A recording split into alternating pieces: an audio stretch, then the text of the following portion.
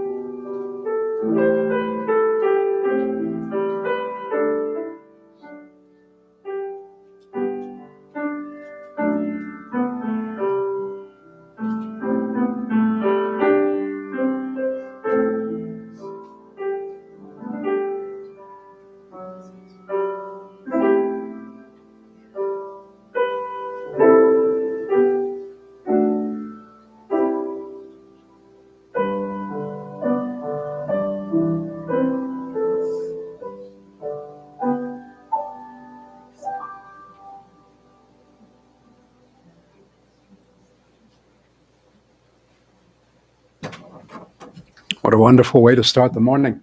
Thank you.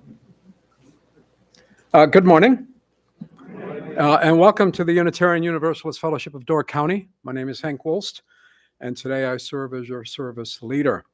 A warm welcome to all in here, out there, everyone, everywhere.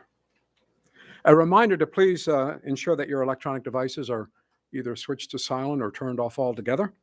And if you have any difficulty in hearing during the service, raise your hand and we'll see if Tom can tweak the system a little bit for you. Perhaps this is your first time here, or perhaps it's been a while since you've been here. It's our custom at UUFDC to invite you in either case to stand up and introduce yourself if you're willing. We have a walking microphone. It's Terry over there. And doing so gives you a chance to gives us a chance to meet you, and later on at the coffee clutch in the gathering room, perhaps we can get to know you a little bit better. And before you leave, I invite you to sign the guest book. Be kind of nice. So do we have some, and I see a number of new faces here. So who would like to start? Not all at once. Terry? Oh, I'm sorry. We use the mic for concerns. Thank you. Thanks. That's okay. Thanks. My husband David, we have been here a couple of times. We're new to Door County this winter, and we always appreciate such a warm welcome when we come to the door. Delighted to have you. We're delighted to have you. It's actually spring, although it feels like winter, doesn't it? Anyone else? Yes, please. My name is Renee, and this is my husband Bruce Wayne, and we've been here a few times, and we come to the poetry readings and some other events, so since that. Welcome. I told them about Don, Dave being here, so they had to come. Big fans of Dave. Charlotte, you didn't mention me.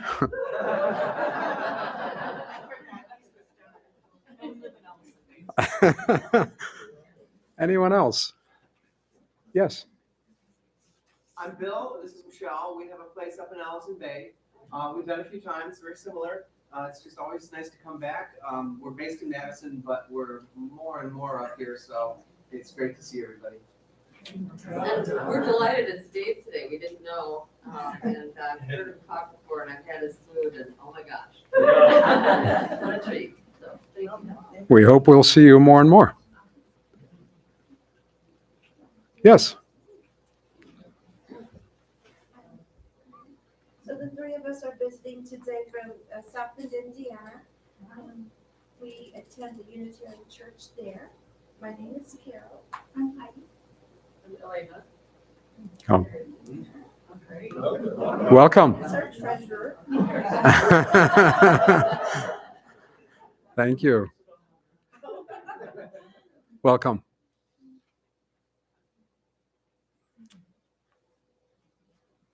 We may not have chosen this time, but the time has chosen us. So said the congressman from Georgia, John Lewis, a number of years ago. He was talking in a different context, different focus. But those words ring true for the world today as well. Climate catastrophe, despotic autocracy, war, food insecurity. Pick one. Doesn't matter which one. We haven't picked the time. The time has picked us now to do something. Anything. Our guest speaker today is David LaLuzerne. Dave worked for many years as a registered pharmacist in Madison. He's been up here in Door County for about 9 years. Had 3 herb shops in Madison. Former producer of the Herb TV channel on YouTube. Since he retired to Door County, retired is probably not the right term, he's been an active member of the Climate Change Coalition. He's been a leader in the Door Community Composting Initiative. He's taught classes at the Clearing. And he's helped to organize the annual Earth Day is Every Day Festival.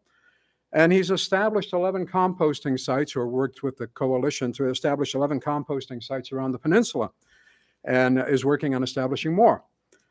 Asked why he began volunteering and why he continues to do so today, he replied that I want to do something on a wide-scale to address wide-scale environmental concerns like climate change.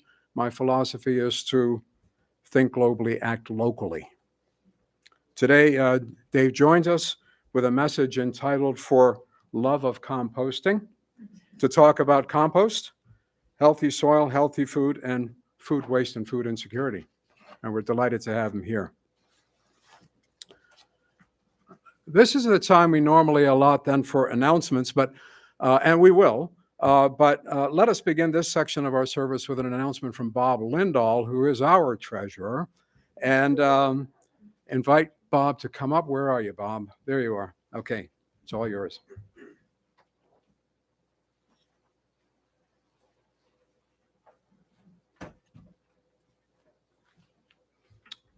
Good morning. I have to first say that I'm here because I have to speak. Well, I like to come here anyway, but I'm also excited to hear about what Dave is going to tell us today. I went to one of his dinners last year put on by the Climate Change Coalition, and it was really wonderful. It's one of those things you always say, well, I'm going to do that too. I'm going to find those things in my yard and use them, but have I? I don't think so. Well, in some ways, maybe I should keep my hands behind my back, because this is the time of the year for nail biting for treasurers, for organizations such as ours. Thank you to those of you who have already responded to our pledge solicitation for the coming year. The fellowship is always so generous and so supportive of our ministry, our mission together, and we thank you so much for it. Now, I'd have to say, though, that this time of year is always the time we're only a couple of days before the pledges are actually due, but this is always the time of year where we think, okay, where's this going to land? And yet we look at, okay, who hasn't submitted yet, and what might we hopefully expect? And so we're cautiously optimistic. I said that last year, and we landed right on target, and that worked. So I will use that terminology again this year. And if it makes you feel any better, it was to my embarrassment last year that Juliana, our bookkeeper, had to call me in the last minute and said, "Are you going to submit a pledge this year?" So you'll have to, I'm kind of understand where you're at, but just a few, but it is time to kind of fish or cut bait to try to get that in, so that we have the feel for and the general feel for where we're going to be at. The board will be meeting in about a week and a half, and it's important that we see where we're at, so we don't have to make adjustments before we present the formal budget at our annual meeting. So just a word to those who haven't submitted their pledge yet: please procrastinate in your procrastination for about another week. And then you can start procrastinating anything you want, okay? So let it roll in, and we thank you for your support. Thank you.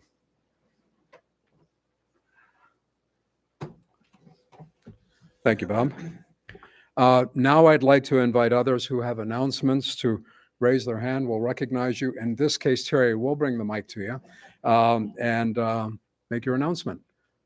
Yes, Diane. I just want to repeat, this coming Saturday is the last day of the big plant, and it's at Bay Ridge, and our trees are coming, and anybody who wants to come and plant from between 2 and 5 Saturday afternoon. And I realize there's a lot of things, like you can watch a coronation, important things, but I think our trees are more important. I encourage you to go. I think you'll dig it. What? Hard to follow those, but if you have nothing to do this afternoon, please come down to Prince of Peace in Sturgeon Bay and hear the Peninsula Singers. We're doing our spring concert. It starts at 3:00. Charlotte, sorry, Trish. I'm making this announcement really. Cindy Nelson was the one who made me aware of it. She's not here and asked if I would announce it. She did a food drop at the Northern Door Pantry, the church up the street, which name is escaping me at the moment. Said their shelves were absolutely bare. They were in Door of Life. Thank you, Jim.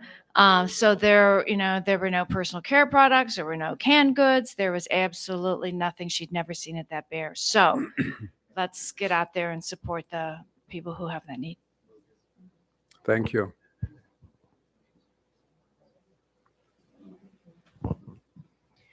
Another thing that's going on next Saturday, I'm one of 7 people who are starting a new Dora Peninsula Mushroom Club.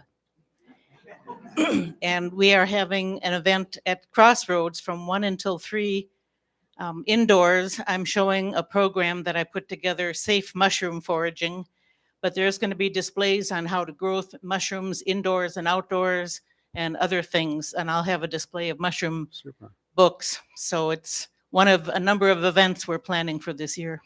and it's free, open to the public. I encourage you to go. They're a bunch of fun guys. You know.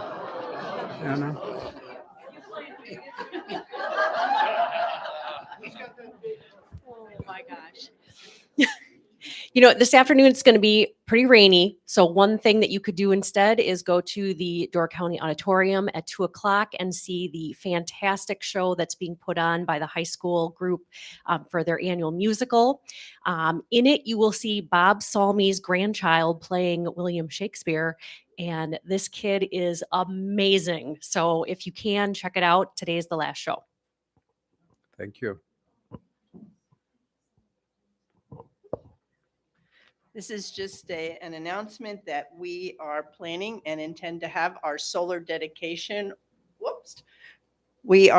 Sorry about that. We are planning and intend to have the Environment Committee is going to have our solar dedication celebration on Father's Day, June 18th, right after the service. There'll be more information, but we'll have a little program and local treats to eat.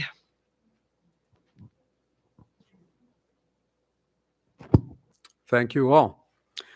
Please stand, if able, and join in the singing of hymn number 38, Morning Has Broken.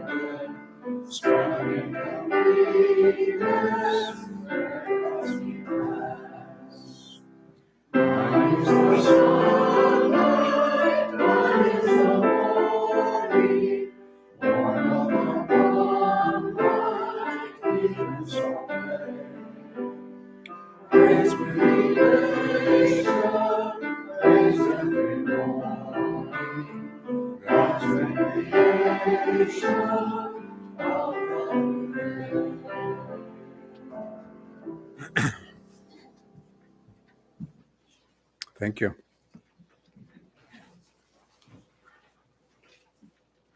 I will now light the chalice with words from the Armenian-American composer Alan Havanas.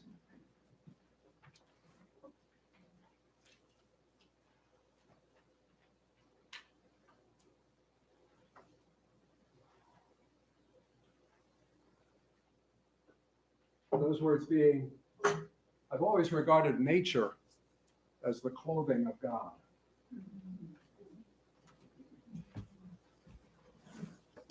My reading today is from my very favorite poem. I've used it a couple of times here previously. Given that we just celebrated Earth Day, and arguably every day is Earth Day, and with our guest speaker and his topic, it seems apt. It's the concluding sestet from Gerard Manley Hopkins' God's Grandeur. And for all this, nature is never spent. There lives the dearest freshness deep down things, and though the last lights off the black west went, morning on the brown brink eastward springs, because the Holy Ghost over the bent world broods with warm breast and bright wings. We have some special music today. It's the Garden Song, also known as Inch by Inch, performed by Carol and Cindy.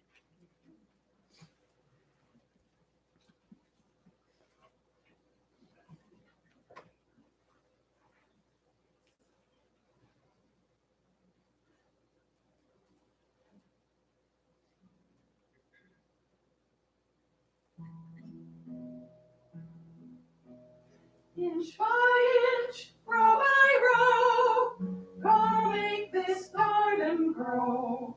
All it takes is a rake and a hoe and a piece of fertile ground.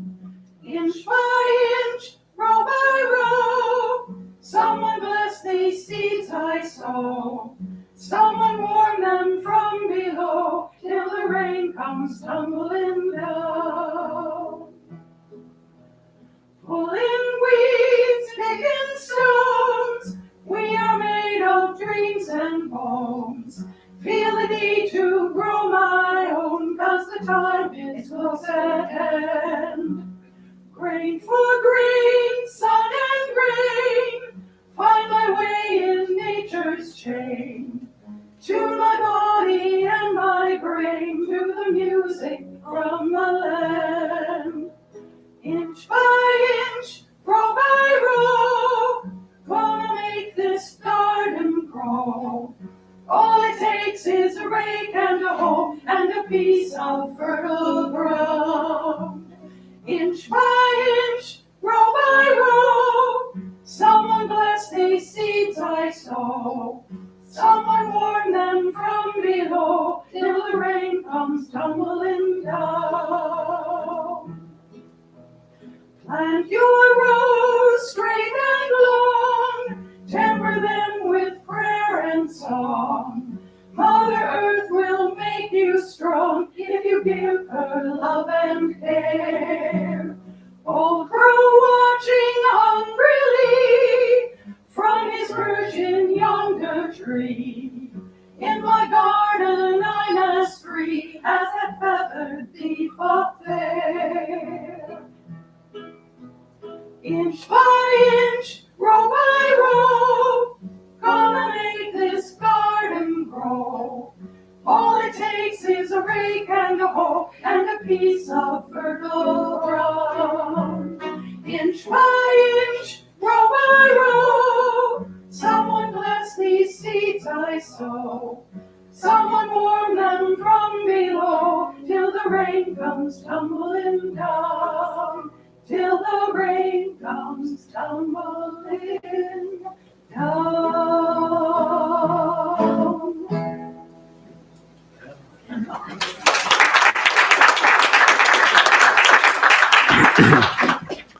Thank you, Carol. Thank you, Cindy. Please join a fable and stand so that we might recite the unison affirmation printed in the order of service and to sing the doxology. We gather together to seek knowledge and wisdom, to explore freely the vast reaches of mind and spirit, to celebrate within a caring community those truths, ancient and modern, which give meaning and direction to our lives.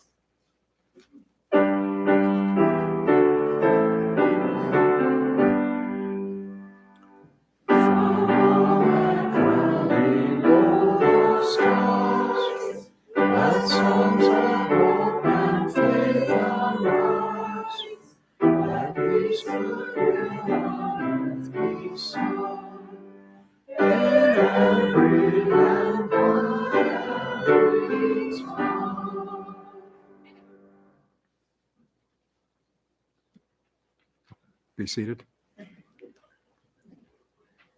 Joy lifts the heart and spirit. Concern weighs them down.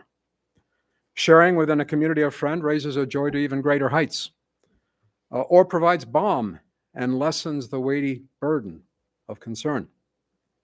If you have a joy or a concern you'd like to share, we hope you'll share it. Please know that this service is live streamed to the World Wide Web, so be sensitive to the issue of names. Some people may not want their situation broadcast. Please raise your hand, and once again, the microphone will find you. Hi. Terry and I have an enormous joy. Our oldest grandson, Theo, who's a senior at Gibraltar High, has decided he is going to Harvard University in the fall. Great.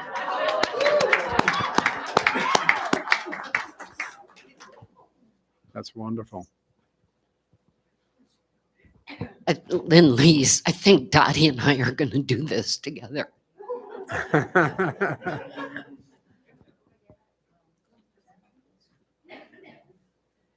Dottie and I and several other people were pleased to go to the Indigenous people's poetry reading on Thursday and Friday evening. This was a group of, I call them kids. Mostly they were younger than we, much. But they were doing a poetry seminar at Bjorklund and looked for a venue to have their presentations. And they did it here, and they gave us Sweet grass, braided sweet grass. and thanks. And it was just a marvel, things, including Native American flute music and some of the most thoughtful poetry written by, and most of these kids have graduated from Master of Fine Arts programs or are in them currently. So it was a treasure. It was, really. Well, And I thank our fellowship for opening up our arms. It was very good. Thank you. Any other joy? Oh, Anna.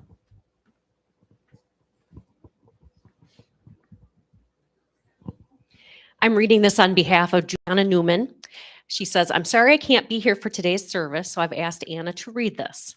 My joy is that so many of you came to the meeting on Wednesday evening and participated so thoughtfully in a discussion about the UUA's proposed draft that would replace our 7 principles. It was an excellent meeting.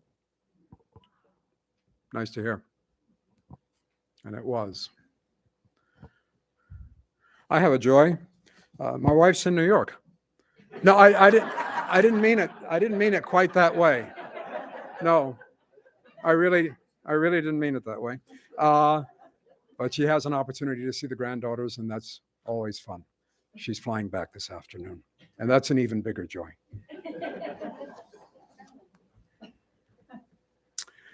We rely on your generosity of spirit and of shekel. As the offering plate passes before you, please give generously. Be mindful that you can also make contributions, donations on our website at uuftc.org. Donate now. And if this is your first time visiting with us, please let your presence with us here today be your gift.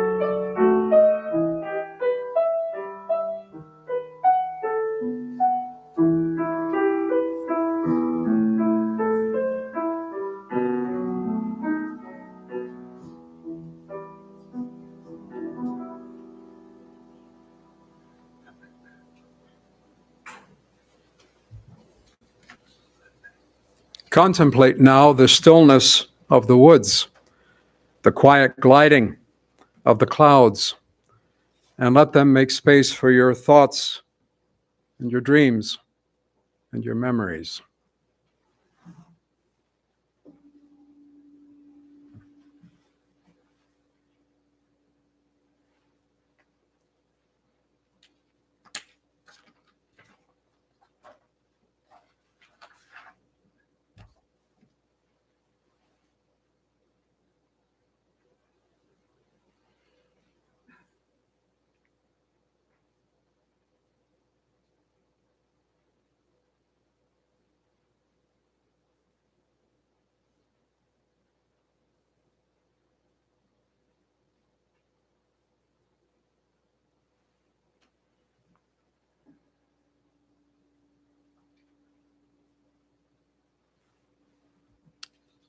Our second reading comes from Thich Nhat Hanh, who was a Vietnamese Chan Buddhist monk, peace activist, prolific author, poet, and teacher who died only last year at the age of 96. When you wake up and you see that the earth is not just the environment, the earth is us, you touch the nature of interbeing. And at that moment, you can have real communication with the earth. We have to wake up together. And if we wake up together, then we have a chance. Our way of living our life and planning our future has led us into the current situation. And now we need to look deeply to find a way out, not only as individuals, but as a collective, as a species. I now have the pleasure of turning it over to Dave.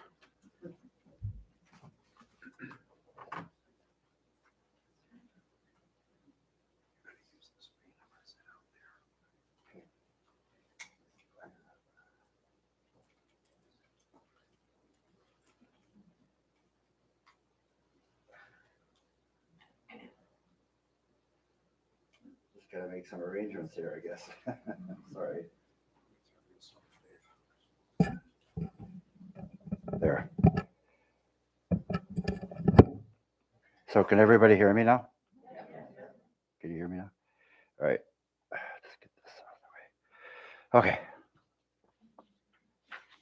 Well, thank you for having me today. I really appreciate being here. I'm with the Dora Community Compost Initiative. And that's what I want to talk about today is composting and how it kind of fits into the picture, a whole picture of, our environmental challenges that we have these days. So the mission of the Dora Community Compost Initiative is to educate our community about the benefits of composting, to encourage sustainable practices by diverting food waste and other organic matter from landfills, reduce our contribution to planet warming gases, and inspire the restoration of Door County soils. So those are the things that we're trying to do. And before I get into any more of the details of that, I want to talk a little bit about what my composting story is, how I came to composting, because I think it's been a lifetime thing for me. So interestingly enough, my last name, La Luzerne, is the French word for alfalfa.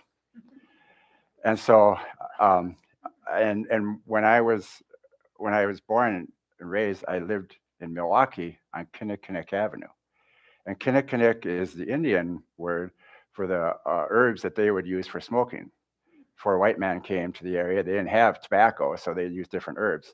One of them is bearberry, which is real common, grows real commonly up here, uva ursi. So anyways, I think early on, I often say I was born with a green spark in my heart. And I think early on, I was really interested in plants and that whatnot. And some of my earliest memories actually have to do with planting. And I would come up to Green Bay to visit my grandparents in Green Bay. And I remember going out and with my this must have been when I was like 8 or 9 years old, go out with my grandpa to pick dandelions because he loved to make dandelion wine. And that's when I really got interested in that whole thing, the idea that you could eat dandelions, right? In fact, Bob mentioned a dinner that I've done several times up here, called a dandelion dinner. Some of you have been there, where I actually have a 5-course meal based on dandelions. Starts out, just to give you an idea, it starts out with a dandelion pesto on crackers, and I serve that with dandelion wine. And then for the second course is actually another wild food, ramps or wild leeks, potato soup.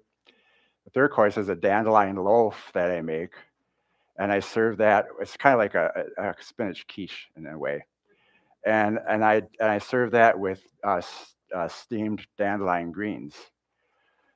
And then for dessert, we have a dandelion blossom cake served with roasted dandelion root tea. So all the parts of the dandelion are really edible, except for the stem, perhaps. But the stem can be used medicinally. The stem, if you ever break the stem off, has a little white exudate that comes out, that latex. That's actually, if you have any like little growths or stuff on your skin, if you put that on there over time, it'll actually slowly degrade those and break those down. So it's a very, very useful plant. And it got me thinking about, more about plants as I grew up. I did, the other thing that my grandpa did, he raised chickens, okay? And I always remember he always had in the back of their property, he had a big pile of chicken manure, composting, basically. And my grandma, she had a huge garden. So every year she would put that chicken manure on her garden to enrich the soil, which is what composting is all about, enriching the soil, right? So early on, I had my introduction to composting. Fast forward a little bit, I went to school, a pharmacy school in Madison, and they actually taught a course called pharmacognosy, which is talking about the plant origins of drugs, because many of the original drugs that we had come from plants. So for example, the purple foxglove is the source of digoxin, which is one of the top heart drugs in the country right now, still, even to this day. The Indian snake root was the source for reserpine, which was one of the original drugs that was used for lowering blood pressure before they came up with all the new fancier ones. It also was used to make antidepressants. And then there's the ephedra, which is got a bad reputation a while back because of ephedra being dangerous because of causing heart attacks, etc. But anyways, ephedra is the source of an over-the-counter drug called pseudoephedrine, which is really commonly used throughout the country. So anyways, the whole idea that plants, that intrigued me, that a lot of the drugs that we use come from plants. So this began a lifetime of learning about and using and teaching about herbs. In the 1980s, I started my own home gardening and compost. So I've been composting for about 40 years. And I just started out the simple way, just throwing it, in a pile in the backyard and letting it sit there for however long it took. I didn't have any scientific way of doing it. I didn't have any secret formulas or anything. I just threw everything that I could in there, leaves and grass clippings, stuff like that. And it was also at that time that I really became enamored of fungi and mushrooms. And mushrooms actually are the forest composter. Mushrooms are really they're composting the forest. Is what one of the things they do, as their life cycle has to do with breaking down the woods. That if you're walking along a path and you see a lot of the mushrooms will grow right out of the trees or right out of the bark of the compost, really, that's growing on the floor on the forest floor. So the forest is constantly composting the soil through the use of these different organisms, which is the same way that compost works. When you have a pile of compost, it also is the same way that it's really what's going on in your own intestinal tract, your gut. I mean, it's really a big composter. It's really what it is, when you think about it.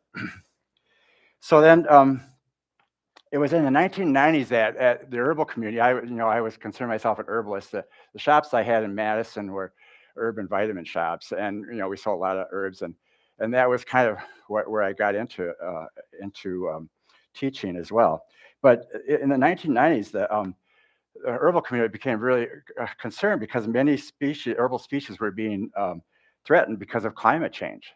And so even back then, in 1995, the herbal community started an organization called the United Plant Savers, and they actually asked people, throughout the country, who had these endangered plants growing on their property or somewhere in their area, to help preserve those plants. And so they have set up over 90 different botanical sanctuaries around the country.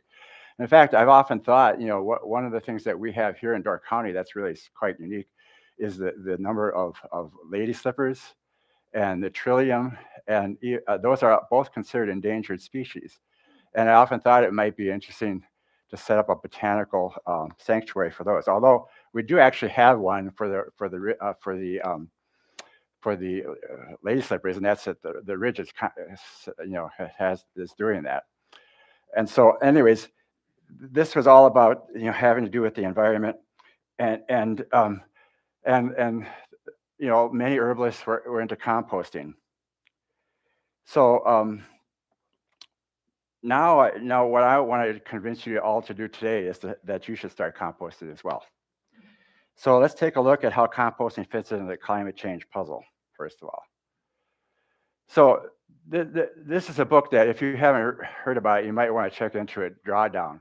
It's an organization that has a group of scientists, researchers, educators who have come together and compiled this book, which has 100 different things that we can do to lower the carbon burden on our environment, okay? And interestingly enough, many of the top ones have to do with food, okay? So the third most important thing that they determined was reducing food waste. That by reducing food waste by 2050, by reducing CO2, we could reduce CO2 by 70.5 gigatons of carbon dioxide, keep it out of the atmosphere by reducing our food waste burden. We'll talk about that more in a minute. Another thing is a plant-rich diet. That's the number 4 thing. The fourth thing that we can do is to eat more plants. And I think that's, you know, one of the things that, as Hank mentioned, I like to think about globally about our problems, but act locally. And what can you do to act locally? You can start eating more plants and more food. And we'll talk, more vegetable stuff. We'll talk about that more in a minute. There's also regenerative agriculture has been pegged as the number 11. And a lot of farmers are starting to do that. And we'll talk a little bit about regenerative agriculture and actually how that fits in with the whole composting issue as well. And in all, 11 of the top 25 solutions have to do with agriculture and food. And composting is number 60 on that list, with a potential to reduce methane gas emissions worldwide by an equivalent of 2.3 gigatons of carbon dioxide by 2050. And methane is the important word there, because it's not really, you know, methane is actually much worse than carbon dioxide in terms of its effect on the atmosphere and global warming. So there's a number of things to look at. I think, you know, there's a nice chart here. Just to talk a little bit about food waste and how that enters into this whole picture. So 40% of all the food produced in the US is wasted. And that's 133, and these figures are from 2015. I'll have some updated figures a little bit later, but this is 133 billion pounds of food a year is wasted. And this is approximately 1,249 calories per person per day. And a typical diet is somewhere in the neighborhood of 1,600 to 3,000 calories is considered a healthy diet, depending on whether you're male or female. It's less for males, for females, more for males. But anyways, you can see that is a substantial portion of an individual's potential diet, right?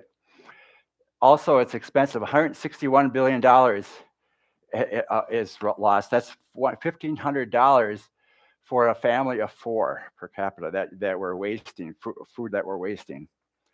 Now, environmental harmful, of course, the food food makes up 20% of landfill weight, the single largest municipal waste source. So it's a lot of our food is being dumped into the landfills. And that's the problem is when it gets in there, it doesn't go through an aerobic or oxygen loving breakdown. It goes through an anaerobic breakdown, which means because of lack of oxygen, and it forms methane. So a lot of methane is released from landfills. In fact, the methane released by the food as a greenhouse gas is 21 times more powerful than carbon dioxide. So it's a lot worse. So diverting just 15% of the food that currently goes through to waste would be enough to cut the number of food insecure Americans in half. And food waste, but the other thing is food waste can be composted into sustainable soil additives.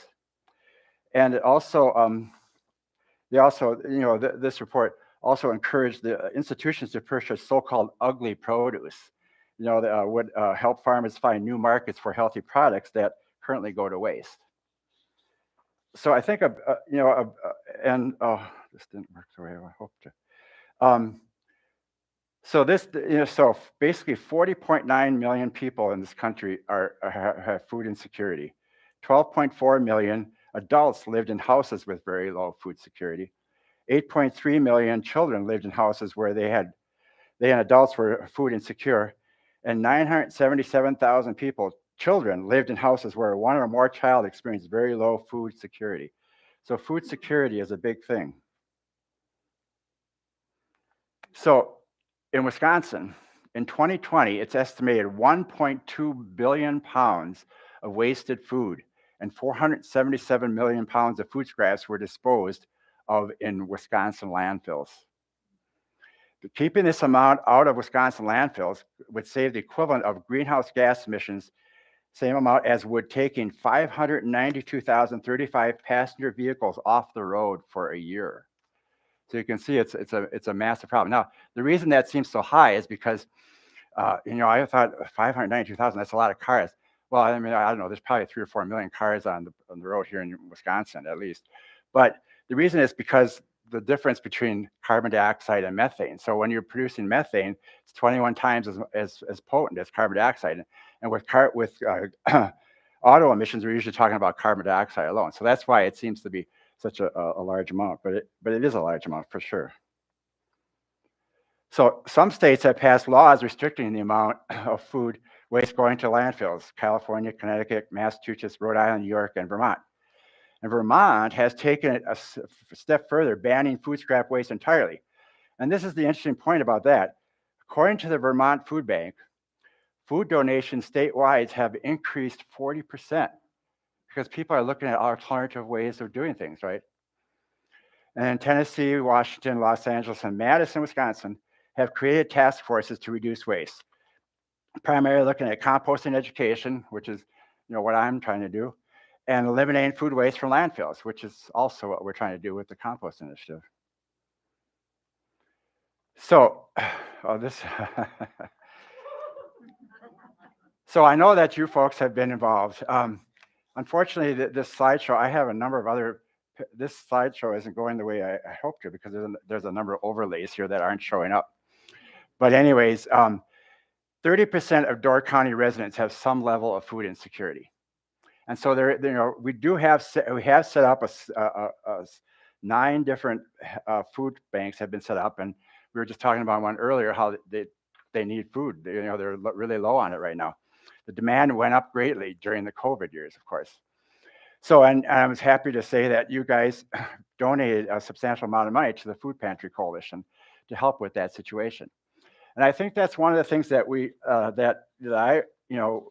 I would like to see happening more is the whole idea of connecting the food banks and the farmer markets and home gardeners all together and to help with this coalition to get this food to the people who need it so that we don't waste it. I mean, that's one thing to do. I think it's really important.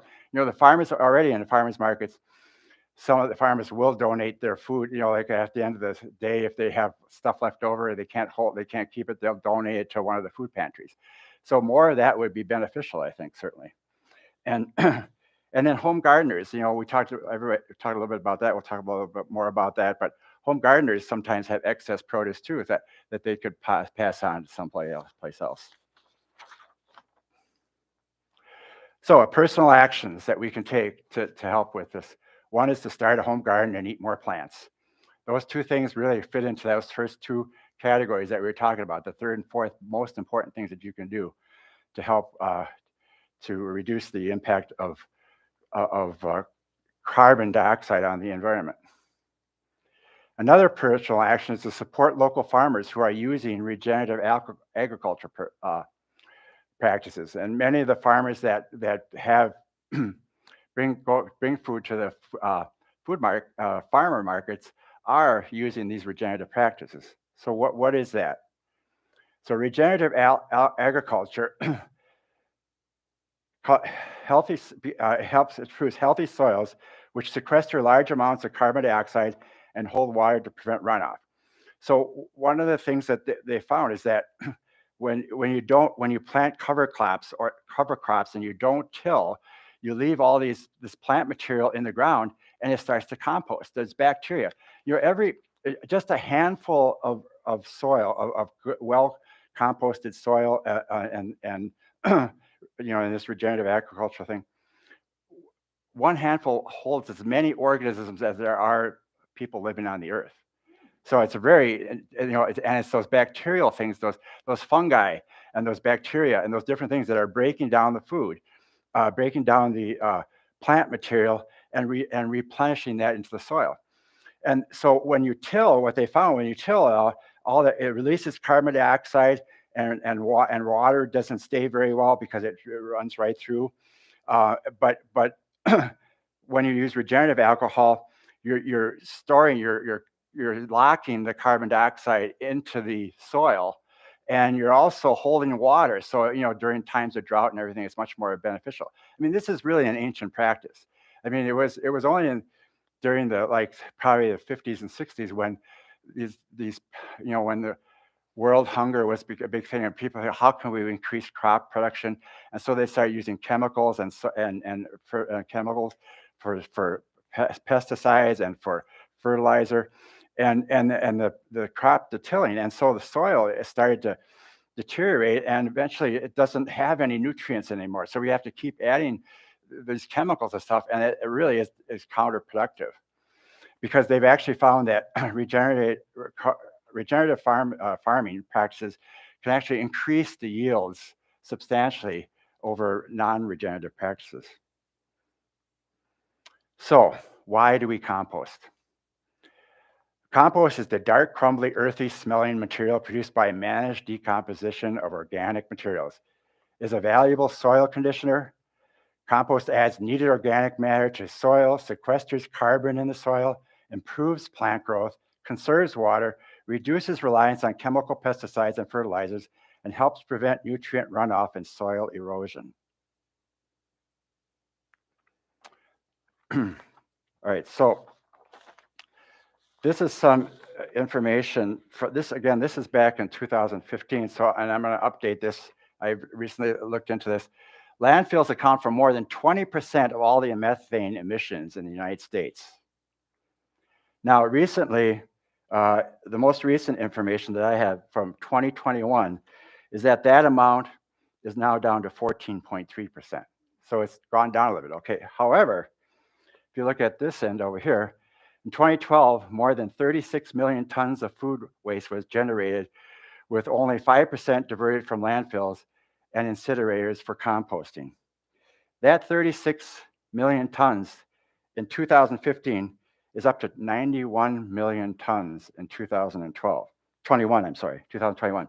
So even though this went down to 14.3%, that went up substantially more. So it's actually become more of a problem. So, and the other thing, methane is a potent greenhouse gas. So it is 21. I've seen anywhere from 21 to 25%, 25 times as potent as carbon dioxide in producing, problems with the atmosphere because of the methane. So how do we compost? Well, there's any number of ways that you can do it. The simplest way, and the way I started out, was just a pile. Just throw a pile. You can throw your leaves in there. You can throw your plant waste from your garden. You can throw your food scraps from your household eating, and just let it sit there. I mean, when I started, I just made the pile, and it was way in the back of the yard, and I just let it sit there. And after a couple of years, it was composted. It's like there was no magical thing I did. It's just nature's process is what it does, and just had to let it happen. You can also make a more formal type of situation, like make a bin. This is actually a bin that's outside of a Healthy Way Market in Sturgeon Bay. I don't know if you've ever looked on the back side of the store. They have about 5 or 6 of those bins, and they compost everything themselves. They do a lot of their composting. That's really a good thing for businesses to do. There are some, Wickman House up in Ellison Bay has their own composting site. So that's really one way for individuals to do it, or for a restaurant to do it if they have that type of setup, or for a grocery store to start doing their own composting. The other thing, another way to do it is to get one of these home composters, which are these nice plastic units here.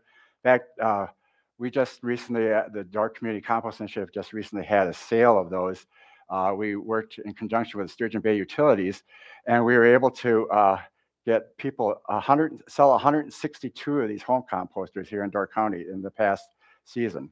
And we have another, we do have more that we bought, so we have a total capacity of 180.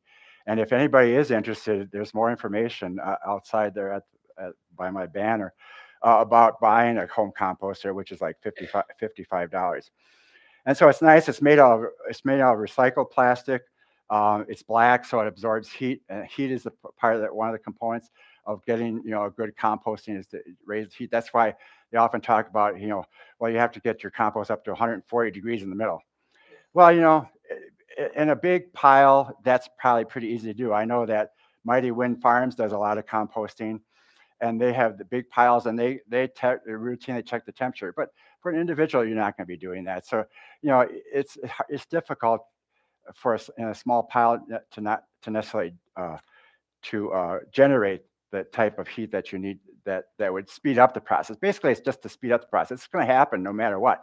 But if you have a composting, someone who's doing it for to make money, for example, then they want it to go faster, right? Or if you have a large pile, it will go faster. But that's one way. Another tip that I often have for people if you're into composting is, if you do have a chicken farmer near you, like my grandpa had all that nice chicken manure, get some manure, a little bit of manure, just maybe a quart jar of manure from some animal, throw it into your compost pile will greatly increase, it will speed up the process quite a bit because of all the bacteria that are in there. So the other option is to join our bucket brigade. And to get a bucket, you get a bucket and you save your food scraps. And then when the bucket is full, bring it to one of our composting sites. So we've established 11 composting sites around the county. I'll show those in a minute. What do we compost? Well, mainly we're talking about fruit and veggie food scraps from the kitchen, okay? You can also do eggshells and coffee grounds. And there's some, when you're doing it when you're bringing compost buckets to a composting site, you have to keep certain things out of it because it makes it difficult. One of the interesting things that we discovered, that one of the really biggest nuisances in all the operations are those little plastic like labels that they put on bananas and oranges. Those are not compostable, so you have to take them off because they're mostly plastic. And so that's one thing you want to keep out of composting, of course. But you can, for myself, I do my own composting. I take like egg cartons, the fiberboard ones, and I tear them up and I put them into my compost. Eggshells, I put them in there. If you've ever done eggshells and just crush them up, you see all the little white eggshell pieces in your compost, finished compost. I started to put them in a blender, and I blend them till it's just like a powder, and then I add that to my compost, so that it's already partially broken down and composted. So there are ways that you can deal with those things. Technically, everything, all human life, all animal life, all plant life is our carbon-based life forms, and so basically they're all compostable.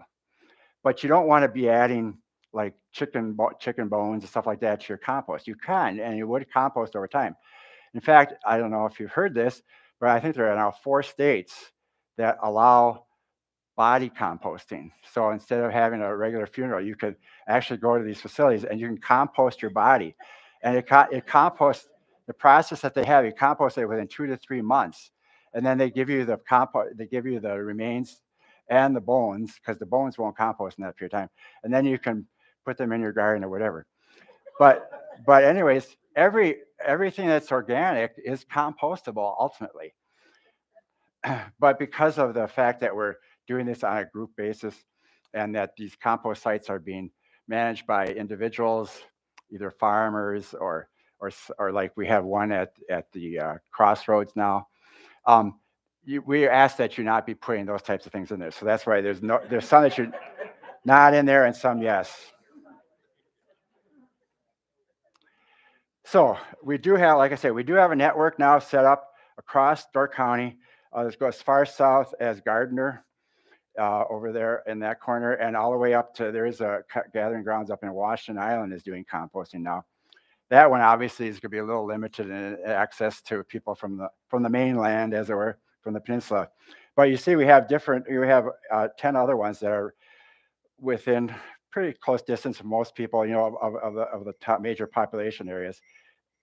And we're hoping to get more. Added on over the course of the next couple of years. One of them that we might be getting is up at the top of the Liberty Grove Historical Society site, right outside of Allison Bay. They have a compost pile already, and we're trying to get them to let us start putting food scraps in there, because food scraps, the whole thing about the greens and the browns, I mean, you can go into the science of it and figure all that stuff out.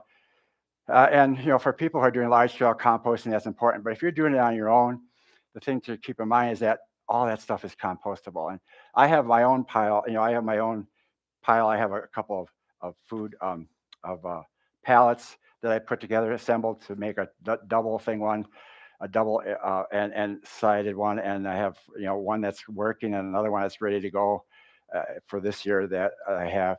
So and if you have your pile, my first pile, I remember I probably let it sit there for 2 or 3 years before I actually ever started using it. So you don't have to be. It doesn't have to go fast.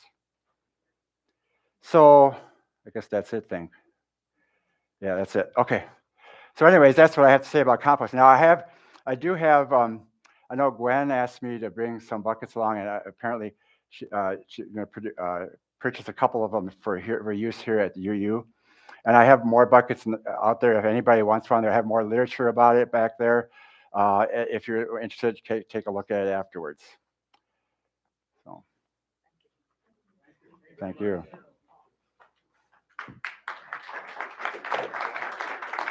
Are you wanting to stay for maybe 15 minutes after the coffee thing? Yeah. Oh, yeah, sure.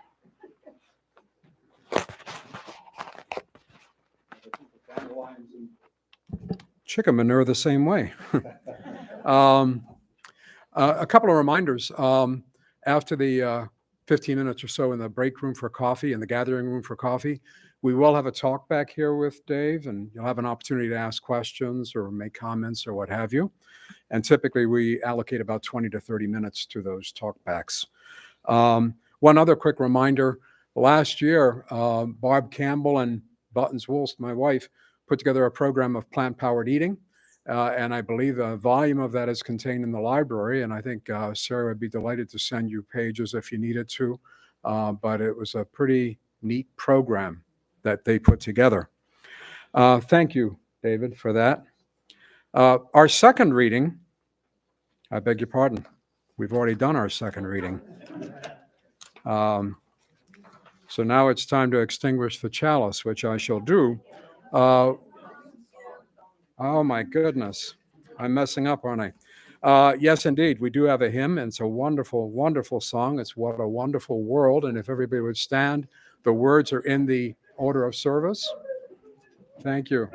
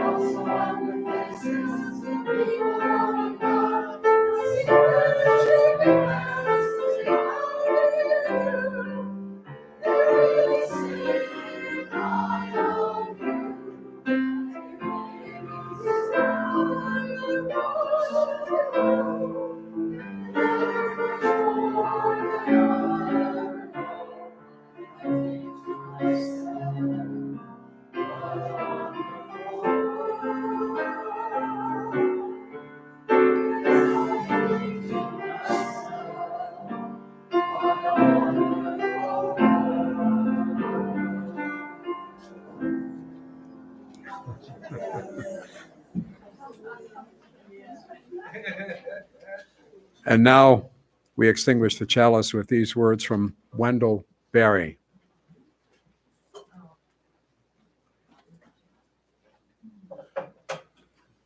Wendell Berry was a wonderful novelist and a wonderful poet, and also a wonderful farmer.